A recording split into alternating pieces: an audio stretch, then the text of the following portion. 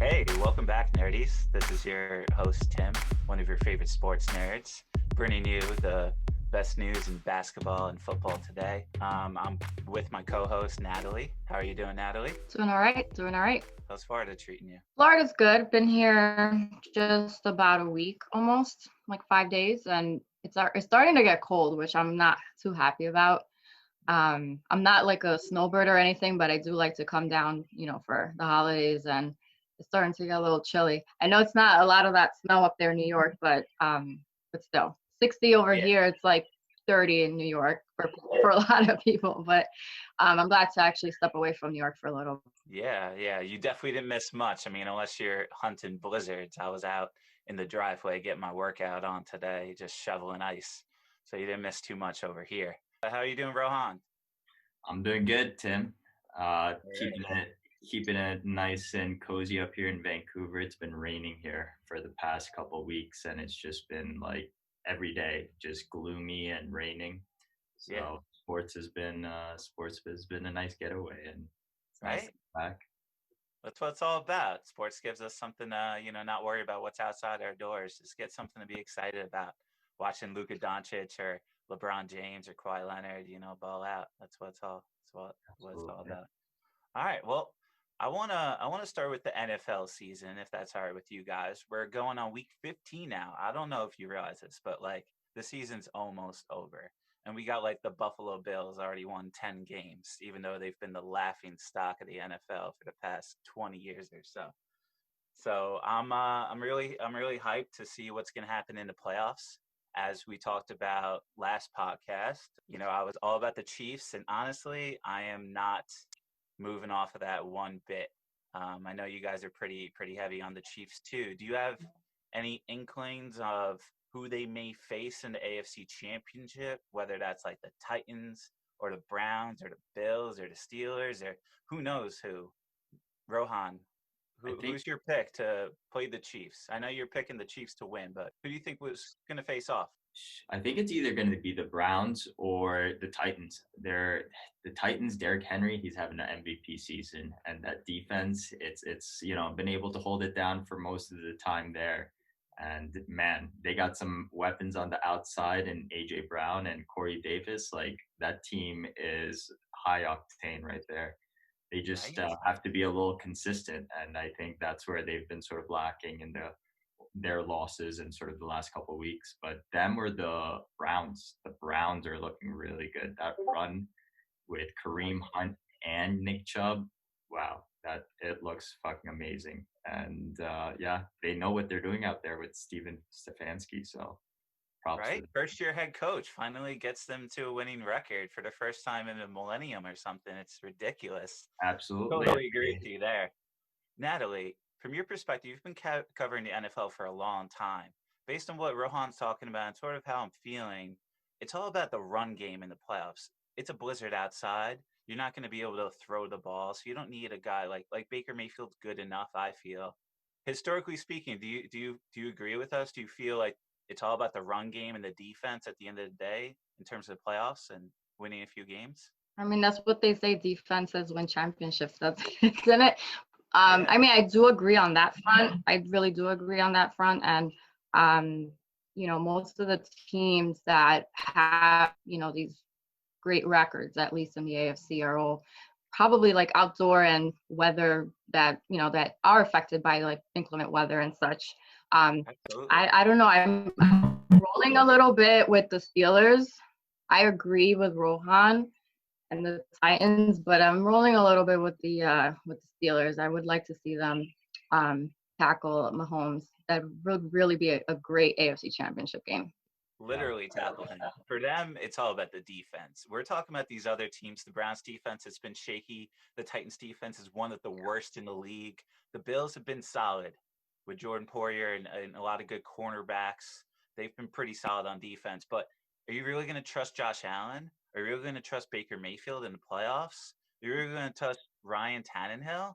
I don't know. I'm going to trust Big Ben Roethlisberger, a guy that's been around since Eli Manning, since Philip Rivers. He's been around for, I don't know, 15, 16 years. I'm not sure the exact number, but I'm going to trust a guy like that. And I did my power rankings back in like week 12, and I had them fourth.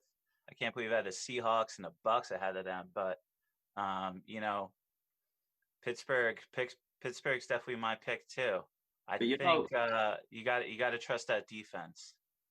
Tim, though, about Pittsburgh, the one thing that scares me about them is James Conner. He's not been stepping up. That's been, Big Ben and the receivers, they've been nice, but Connor, I feel, has been lacking. And then on the defense, they've just been losing a couple guys here and there. And I think that's going to bite them. They've lost Truitt and they've lost a couple other guys on the line. Yeah, like everybody's got a weakness. That's why it's pretty hard to tell.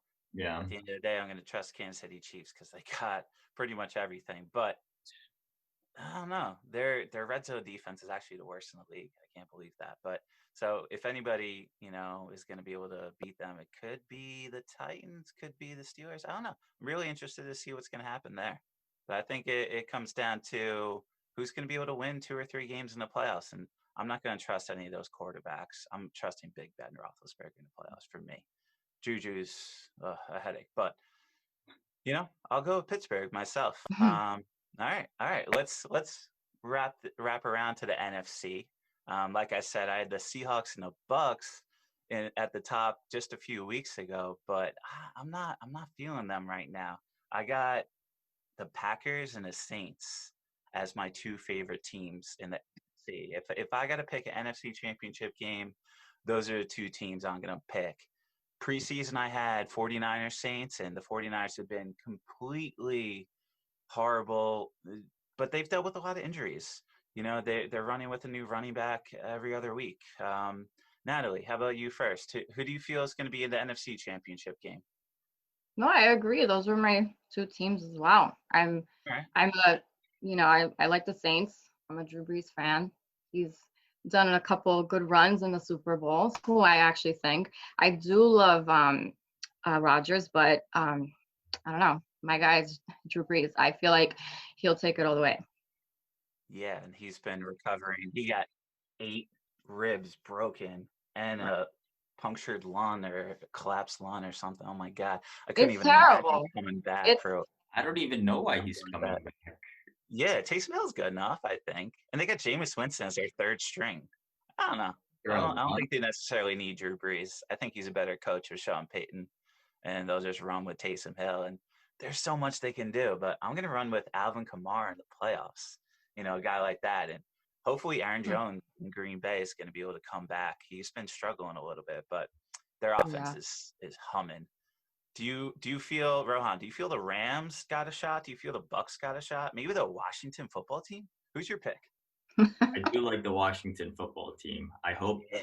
Alex Smith isn't starting this weekend because if they lose this weekend, NFC is going to get pretty spicy.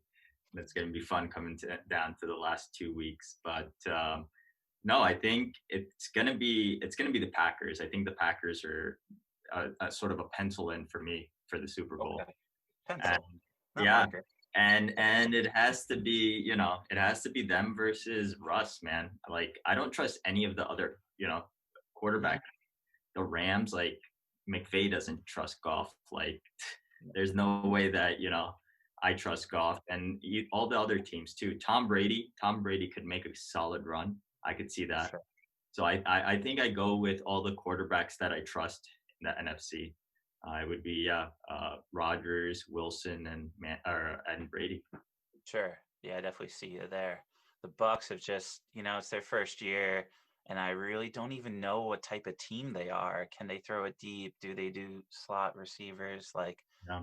I don't really know. It's a new guy every day, and they got a plethora of wide receivers, but they just cut Leonard Fournette. They obviously don't need him, but Ronald Jones been pretty solid. I'd be shaky about the Seahawks because that defense is straight trash. But the Yeah. Titans are the same way. And, so if you got a guy like Chris Carson and Russell Wilson and DK Metcalf, one of the greatest players in the whole game, I could see them, putting on 40 points a game and surprising people. But they're really going to have to rely on Russell Wilson. And who knows if, all they need is a playoff berth. And I think Washington's going to upset somebody, though. They're one of the greatest defenses in the game. They're sleeping on people. And for me, they're my biggest surprise of the year.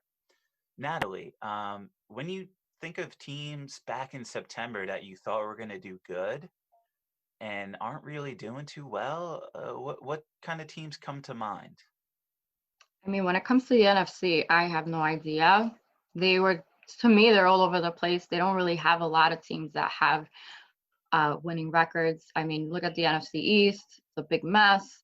Washington's in first place, and they won what, 6 games or 7? I mean, it's just that to me on the other side. I no surprises. I mean, I was a little surprised with like the Dolphins. I think Sure. I think they were just going to be the same shit they do every year. But, it's very surprising how far they've come and, the struggle they've had with, the back and forth with all the quarterbacks and stuff. But out of all the teams, I think to me, they've been the most surprising.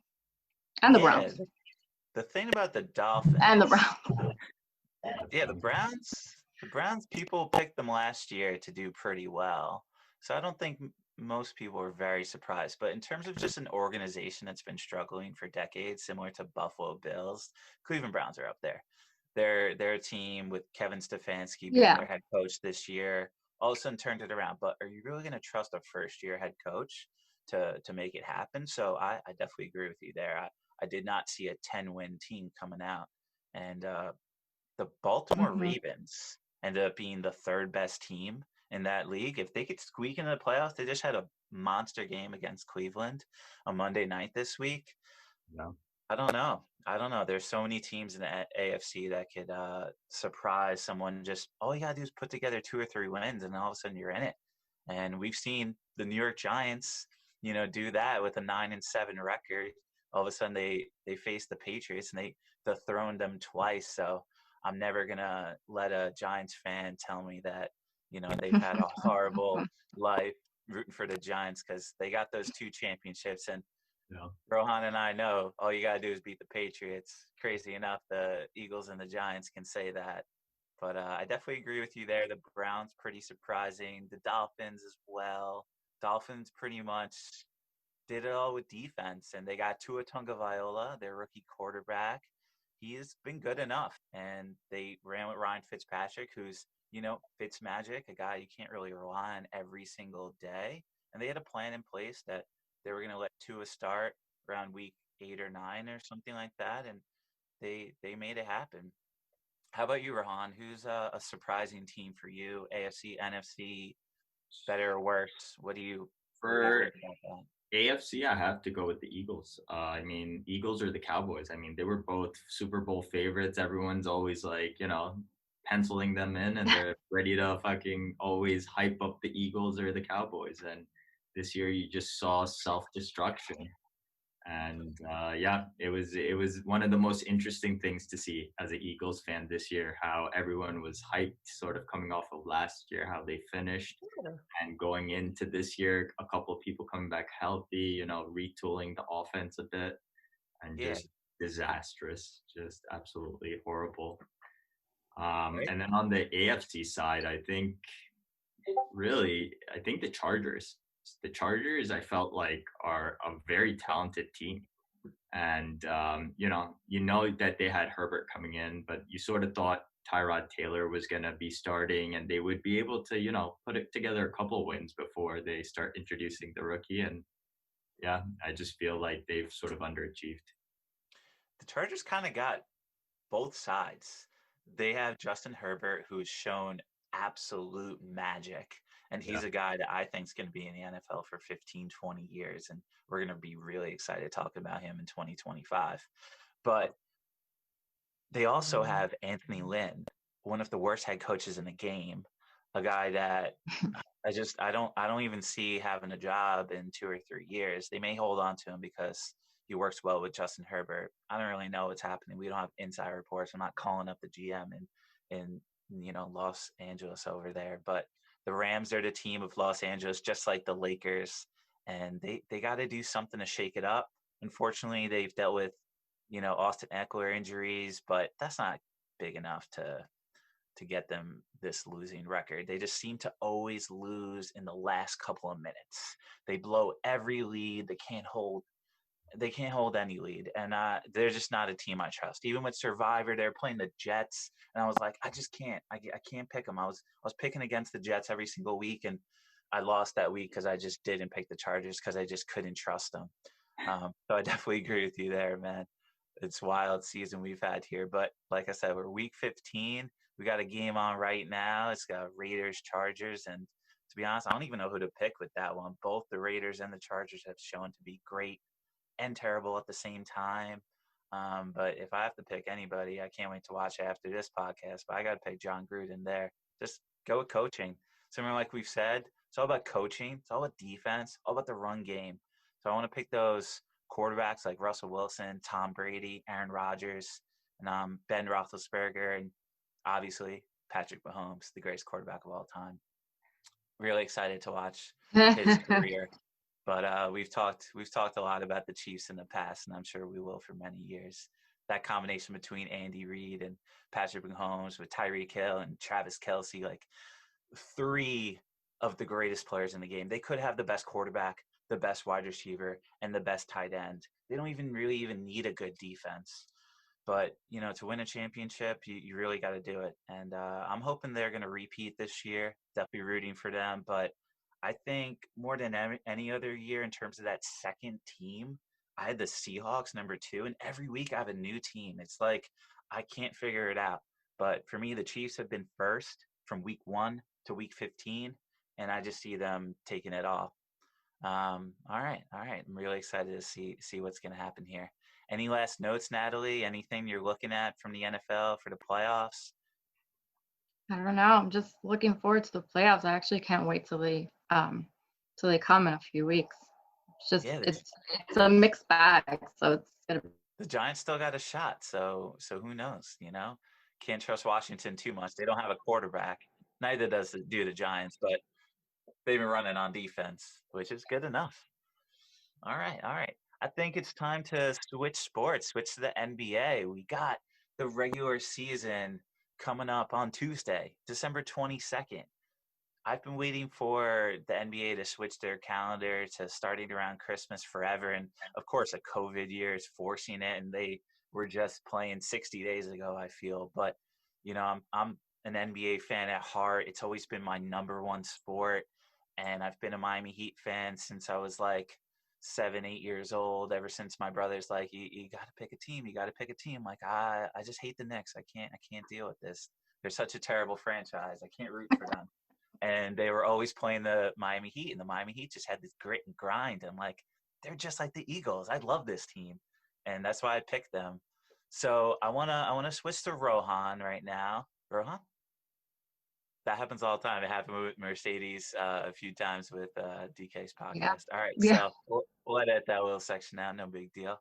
So Natalie, who are you excited to see in the NBA this year? I know you love your boy Luka Doncic, who's right now the number 1 pick to win the MVP, and my pick too. Even That's though, crazy. Same here. yeah, But honestly, I'm sort of excited to see the Clippers. I was always a like low down Clippers fan, and not just to be against the Lakers or anything like that, but um back when like a couple of years ago, I just kind of like sort of started watching them a little, and I kind of enjoyed watching their games, even though it was like late at night. But I'm excited to see them again. yeah, I see that there. Hey Rohan, how you doing, man? Sorry, I got cut out there. No worries, man. It happens all the time. Internet, as we have it here, but good thing you chime back in. We were just talking about the NBA. We just switched to the NBA, and Natalie was talking about her love for the Clippers. But I see, for you, it's probably like rooting for the underdog. The Knicks aren't really an underdog, even though they just continue to lose. They're a tremendous franchise that deserves winning seasons year after year after year. And even though I'm a Miami Heat fan, I still root for the success of New York, and especially like the mecca of basketball, and having Madison Square Garden pumping. I mean, who knows when we're going to be able to go back in the stadiums, but there's no better place to watch basketball than Madison Square Garden. And so many players say that, and so many players have their greatest games in Madison Square Garden. I'm actually really excited for the Knicks this year in a way, like not to win, just to watch. To watch Obi Toppin, who's built for that city. He's a rocking player who's compared to Amari Stoudemire because he dunks hard and he's got a lot of leaping ability. And he's not like NBA players today. He's more of a post guy. But, there's a lot of rookies that I'm pretty excited to see, even though it was a so-so draft with no real stars. But we're always here for surprises. So I'm sure there's somebody that's going to come out of this draft that's going to be exciting. But I see where you're coming from with the Clippers. I feel last year they got so much hype with Kawhi Leonard and Paul George coming to LA, and I bet against them instantly just because I was like, I'm not feeling it. So, biased perspective, I'm still against them, but if anybody's going to flip the switch, it's going to be the LA Clippers. They got so many haters. Paul George is not that bad. He just had a few bad games in the playoffs, and everybody's comparing him to Ben Simmons because he just can't He's shoot not right really now. liked, yeah. Yeah, but I see where you're coming from there. In terms of what they were doing in the past, there was Lob City. It was Blake Griffin, Chris Paul, DeAndre Jordan. It was fun to watch. And if you're Yeah. going to root for someone to do better, it's the Clippers. They're never going to really dethrone the Lakers, especially this season or just in an LA perspective. They're not really getting many fans. So I like to root for the underdog and root for a new city, root for, Ballmer's crazy ass to, go wild on the sidelines and blow some money. And they got a new stadium. They're moving soon, and definitely excited for their future. Paul George just signed a nice deal there, and Kawhi is definitely not going to tip his cards anytime soon. In terms of let's stick to the Clippers here. Rohan, how do you feel the Clippers are going to do this year? I think they need a point guard before they're really going to make some noise. Pat Bev's not good enough? No. Okay. They need an upgrade. But other than that, like, that's the only thing. You just need someone. You need a floor general, especially if you're going to go, let's be honest here. It's the Clippers and it's the Lakers, and it's, that's going to be the championship. We're not going to get the Nuggets again. I don't think. Whoa. I agree with you with the Nuggets, but I'm not penciling in the Clippers. But like I said, I am a little biased there. But I mean, if Clay was healthy, I would say, wow. Golden State. That's bold. That's bold. That's bold. Let's go. Let's come back in June and see if that's true. Even with Clay's injury, Rohan? Do you really still believe in them with Clay out? No, I don't. That's the thing. If Clay was in, I would believe in them. I don't think without Clay they're gonna make much noise. I think right now the way I see it, I see LA's number one, the Lakers are number one, and then the Clippers are number two right now in the Western Conference. And to me, right now, to be able to go up against LeBron and AD, they need a point guard who can play to that level. Yeah. I wish they had gotten CP3. That's who I wish they would have gotten. That would be fun. Back to LA? Absolutely. With Kawhi and PG, I mean, they would have made some magic there. Yeah. I hear you there. That'd be cool. Yeah, in terms of the Vegas perspective, I love to look at odds. You guys know I love the numbers. And we got the Clippers and the Lakers at the top two. But I feel it's just like the AFC. I feel like the Lakers are far superior from any other team. And then you just got a basket case of everybody else underneath. You got Luka and the Mavericks. Is Kristaps Porzingis going to be healthy enough? We got the Rockets. Who knows if James Harden's even going to be there? We got John Wall and Boogie Cousins coming off of injuries. And all of a sudden, like on paper 5 years ago, you tell me James Harden, John Wall, Boogie Cousins, that's a pretty solid team. But there's zero people I trust there. They got a new coach. Mike D'Antoni's going to be assistant coach in Brooklyn. He decided to take a demotion after. He's like one of the best coaches in the game. But he's like, you know what? I'll work for Steve Nash. I'll go to Brooklyn because we got Kevin Durant. We got Kyrie Irving. We got Spencer Dinwiddie. We got Karis LeVert. They're exciting, man. I'm so excited for Brooklyn. So, Natalie, similar to Los Angeles, New York's pretty similar city. You know, it's completely inverse from them. You know, it's cold. There's blizzards here. But in terms of media perspective, you have Los Angeles and New York. I feel the Knicks are always going to be the team of New York, but right now the Nets got the stars.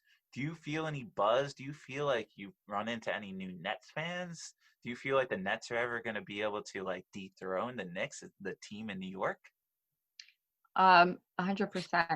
You know, there's always bandwagon fans, no matter what team, no matter what sport, no matter where you go, which is fine. You know, I feel like once, you know, they moved to Brooklyn, there were a lot of Brooklyn people all of a sudden. And I'm like, okay, I see you. Let's not forget they came from Jersey.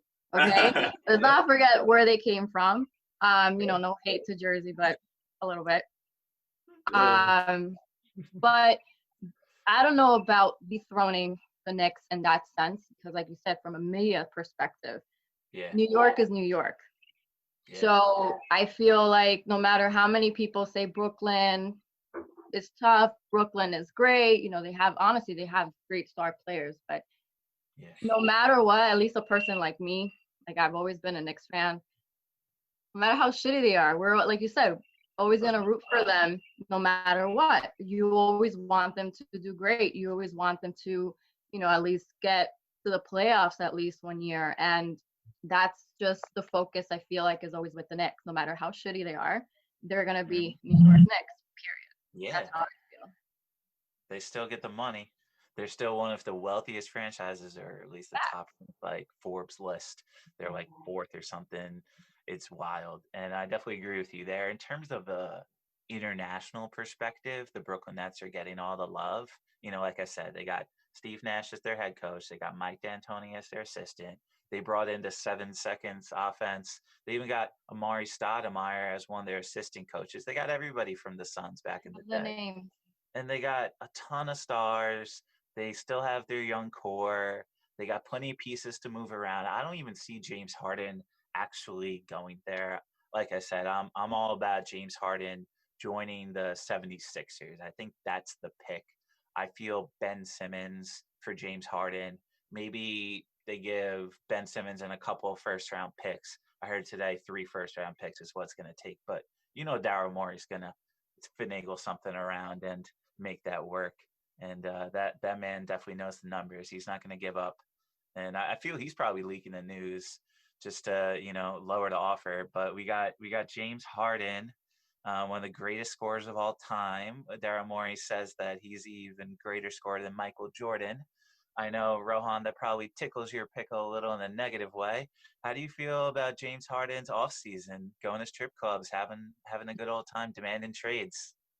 Hey man, maybe it's COVID. This is what's happening. All the pro athletes are, Carson Wentz came back and he was overweight, and now you see James Harden, he's coming back out of shape. So I think it's something about this COVID that's hitting all these players the wrong way. Yeah. But no, I think, I don't know. I've never seen James Harden like this. I really want to be a fly on the wall inside all these locker rooms because people said that Russ wanted to get out of there. And was it because, he saw that James isn't working out? Because Russ is a freak athlete. You could say anything you want about his basketball, Mm-hmm. but his conditioning and, his sort of worth ethic and things like that, that can't be questioned. And, for James Harden, maybe he saw that and that's why he didn't work out with them. And that's what I want to be in those conversations, in those rooms, and just know like what's happening, that this is not working out. Because, this is the third star. Like, he had Chris Paul, then he had Russ, and nothing's really working out for them. And those guys, like you said, those guys are high motor athletes with such tremendous self-awareness and self-confidence and work ethic. And you Yeah. got this guy, James Harden, that's like, la-di-da, putting up 50-point triple doubles, but goes on vacations mid-season. He's like the Dennis Rodman of the NBA, as you said earlier this week. I definitely see that as like, you just got to let him go. You got to let James be James. And I think the Philadelphia 76ers would actually be worse if they took him, because you got Joel Embiid, who's pretty much the same kind of guy who they could be the top two players in the NBA with Joel Embiid and James Harden, but their work ethic and their conditioning has always been a question mark. So I don't know. Steven Stiles is the new coach in Houston, and he demanded a trade once he got the job. So it's such a toxic atmosphere in Houston. I don't know who to trust in the Western Conference other than the Lakers. So similar to the NFL, I got the Lakers purely just based off of you got Anthony Davis and LeBron James, and they actually had probably the greatest offseason of any other team. They brought in a ton of pieces, and they're going to repeat. Bron's going to get another ring. He's going to get his fifth ring, and I can't wait. Here's a guy who came into the NBA. He won or went to the championship, sorry, in his fourth year. And, everybody's going to give him shit because they're afraid, and they're Michael Jordan fans just can't handle the pressure. But here's a guy who's one of the greatest of all times. If he's second, if he's first, is that really a big deal? I don't know. It's just things for us to talk about, I guess, as talking heads in the media. But, just respect the guy. And if you don't, try to appreciate the game. I try to look at everything from a positive perspective. But I've been a LeBron fan for a very long time, so I'm super biased there since he was 16. So I feel like at least 20 years I've been a big LeBron fan. Here's a guy I watched in high school, and there's not many guys I actually even knew about in high school. So I definitely got the Lakers, Western Conference champions, NBA champions. They're playing the Clippers day one. We got Warriors versus Brooklyn Nets, and then we got LA battle with the Clippers and the Lakers. Remember, guys, December 22nd, tune in. But in terms of the Eastern Conference, we got the Knicks all the way at the bottom, and we got the Nets all the way at the top. So New York's a little split there. But Natalie, do you see any other teams that interest you in the Eastern Conference? I think the Bucks, they've been, a lot of buzz there. For I think sure. it'll be interesting. I don't think they're a top team, but I think they're worth it to watch and just see how that transpires. Because there's always one conference that's a little hotter than the other, and there's always a couple teams. And I feel like obviously the West right now is what's buzzing and always all about LeBron, as you mentioned earlier. You might not like the guy, but you got to respect the game. And I'm one of those people. I'm not a fan, but you got to give respect, and give credit where it's due. So at least on the East, that's where I'm looking at. And the Heat too. I've always been, my eye's been on the Heat as well. I know you're a big fan, but I'm looking forward to catching a couple of their games. Yeah, you got Bam Adebayo, one of the greatest players in the game, coming at you. Yeah, obviously, I'm excited about the Heat, and I wasn't surprised one bit when they beat the Bucks, but I think it's pretty much in the same ballpark here. Giannis just signed the biggest deal in NBA history. We got a 5-year deal for $228 million with an opt-out clause in 2025. So basically, he's probably going to be there for 5 years. He saw LeBron in the West, and he's like, you know what? I want to stay in the East. I don't want to battle that guy. I don't want to battle Anthony Davis and LeBron James in the West. So Rohan, how do you feel about the Bucks this year? I don't know. I'm a little split on them. They got Giroux, but I don't know how much of a difference that makes. Like, how much of a difference? Like, they didn't make any other big moves. I was hoping they would add a third because I think Giannis needs a third. I think as much as Giroux can take away sort of all of the pressure from Giannis, I think there needs to be a third option there, especially going into sort of his first championship and first sort of birth. Here's a guy similar to James Harden that's been struggling tremendously in the playoffs, and the Heat were able to box him out, get him out of the post, and I'll let that guy shoot all day. I don't care. He's just like Ben Simmons. Like, he's probably the best player in the game today. Who knows? It could be LeBron, it could be Anthony Davis, it could be Luka Doncic, it could be James Harden. There's a handful of guys who you could say could be number one. I feel like Anthony Davis is the guy that's going to come over and be the number one guy this year. But you got LeBron by his side, so LeBron's always going to get that attention. But Anthony Davis is the best defensive player in the game. The guy's 7 feet tall, and he could shoot a three with ease. He's got everything. So the Lakers are definitely my locked-in pick to win the championship. In the East, I see with the Bucks, bring in Drew Holiday. It's ball handling, and that's what Giannis needs. He needs somebody to take the ball out of his hand so he could be Shaq. He needs his Kobe Bryant. Giannis is modern day Shaquille O'Neal. He is tremendously powerful. The man can slam over anybody. He put on 50 pounds of muscle since he joined the NBA. He was the 15th pick because he was this Greek freak, skinny, lanky dude coming out, and like who knows who this international prospect is. Even when Luka was in the draft, he went third because people still don't trust internationals. But hopefully in 2021, people are going to realize, like, all right, if you're 17 years old and you could ball against men, you're going to be able to do something. So I see them being a contender. I just don't necessarily see them winning the East.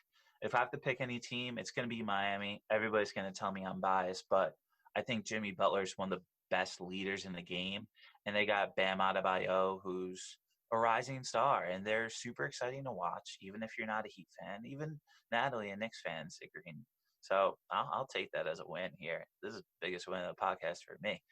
So Natalie, how do you feel about any rookies that catch your eye? And if not, are there any guys coming off injuries? Are you excited to see like Steph Curry back in action, or Kevin Durant or Kyrie Irving coming off of injuries? Any players that are like new that we didn't see last year that intrigue you, either rookie or NBA stars? No, I don't know about most of the rookies, but I'm excited for Durant to come back. I feel like, he didn't get his chance, and he's getting up there. I'm not sure if he's, under retirement route anytime soon, but certain injuries I feel like take players to get to that route or anywhere. But I like him. I've always been a fan of his. I feel like he's like a low key guy, so I like to see him. I like to see him play. So I kind of want to see him back. I'm excited for that, and of course for like Golden State, everybody, they like Steph Curry, so it'd be fun, sure to have him back. That'd be great, sure. But I'm just hoping that we get a full season. This last season was so short lived that it sort of already feels like it just ended a few months ago. And to me, I feel like that was months ago. I just, we didn't get the full gist of the whole season. So I'm just excited to have, a lot of those guys that were on the injury list to come back. Hopefully we get like a full season and we just get the ball rolling literally You're right. and just get like that full basketball energy back.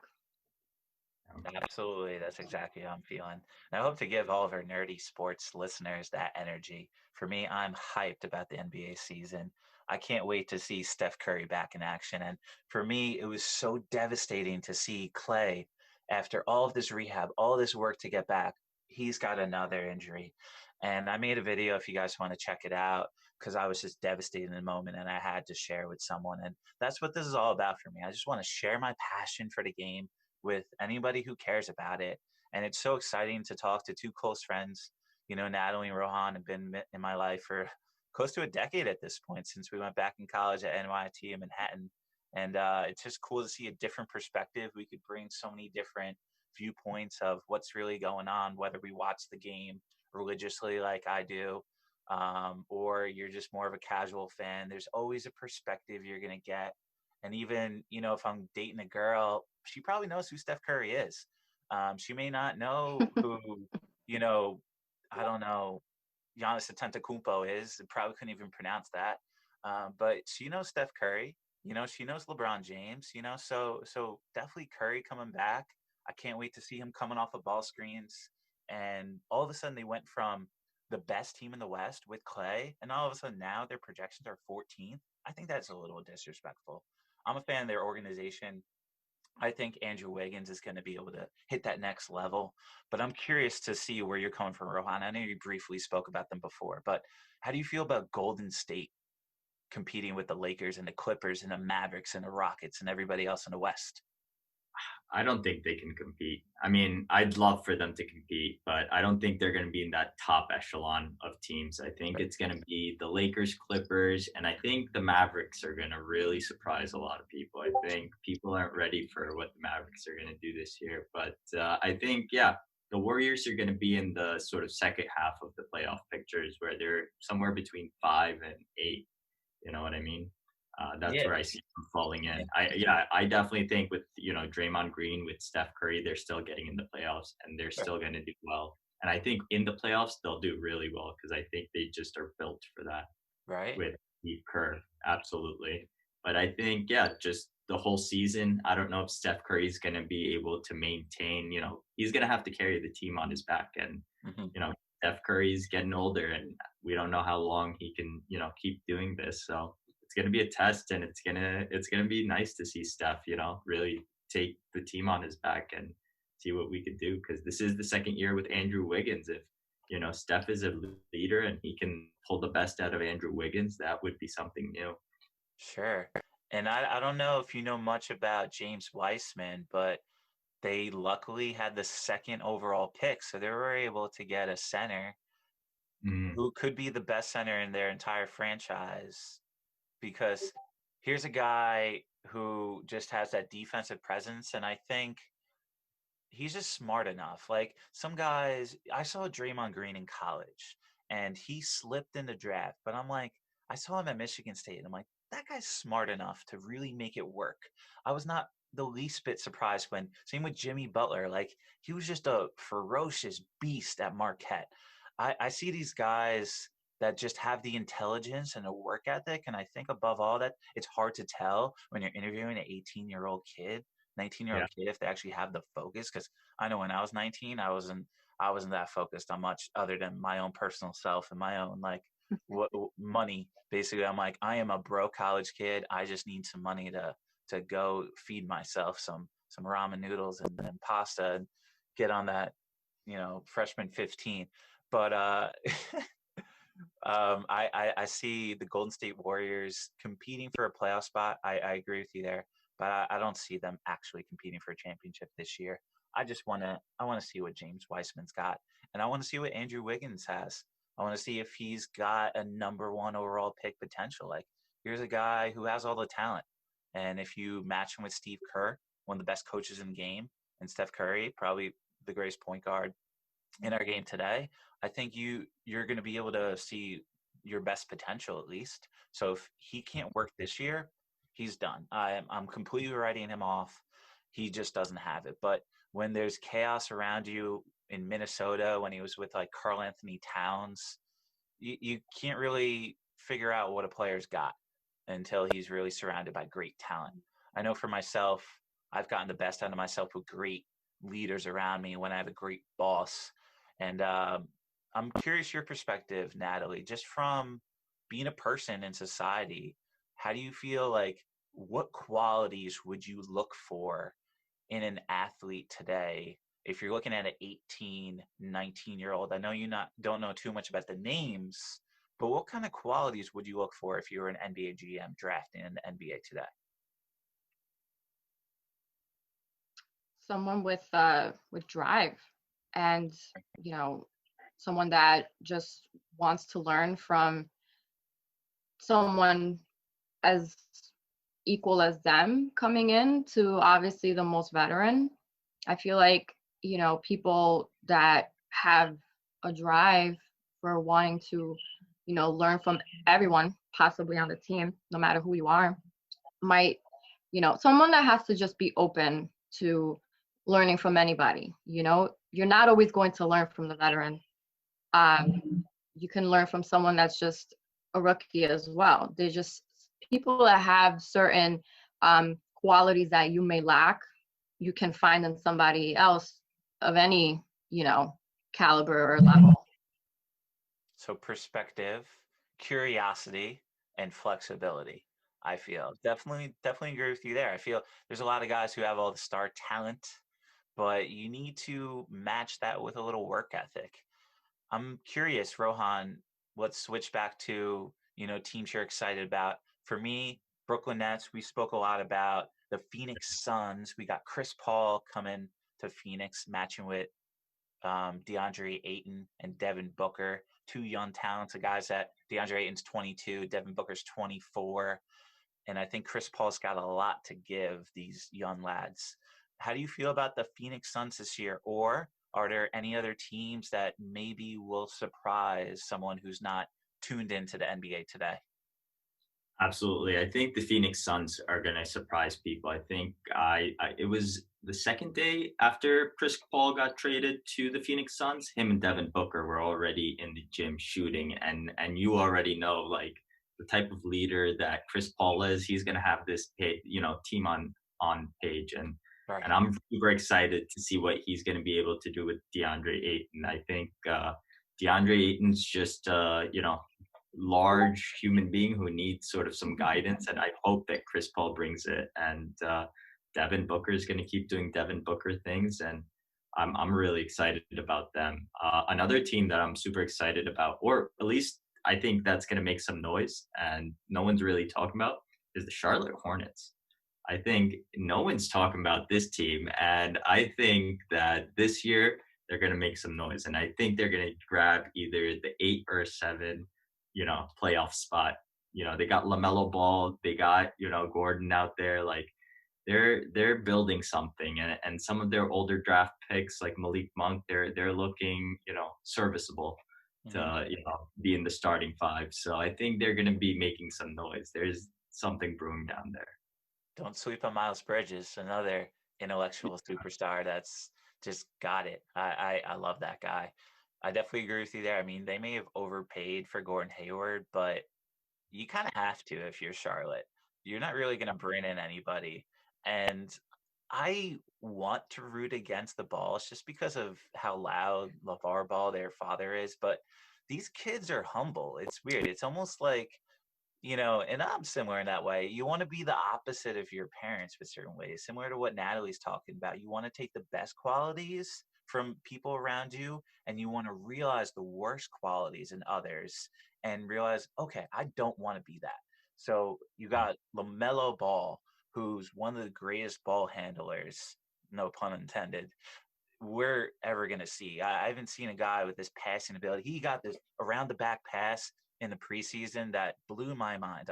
You see some Lithuanian, or I think he went to the Australian League. I don't know. You got these, clips you're going to see. Of course, you're going to see highlights that will blow your mind. But you see him in a an actual setting. I wish he boxed out a lot more guys. He's like 6'8" point guard. He's going to be able to get like some rebounds like Russell Westbrook, but I think he'll learn something like that. I'm really excited about Anthony Edwards, who's the number 1 pick, who I wasn't any surprised by.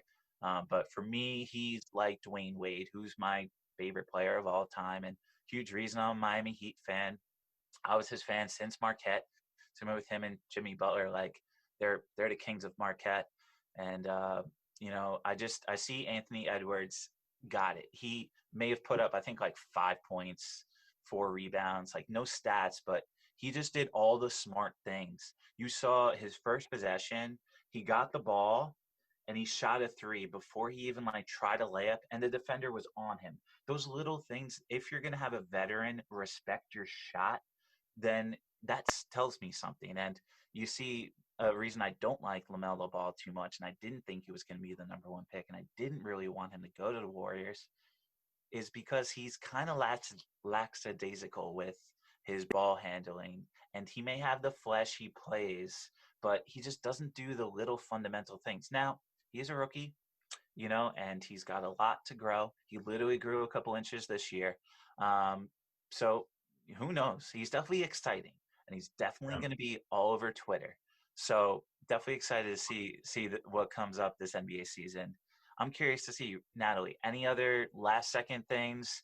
Anything else you're excited to see? Are you excited to see Obi Toppin, or anybody on the Knicks, or anything you're excited with the NBA season coming up on Tuesday? Nope, just get on the TV. I'll be watching.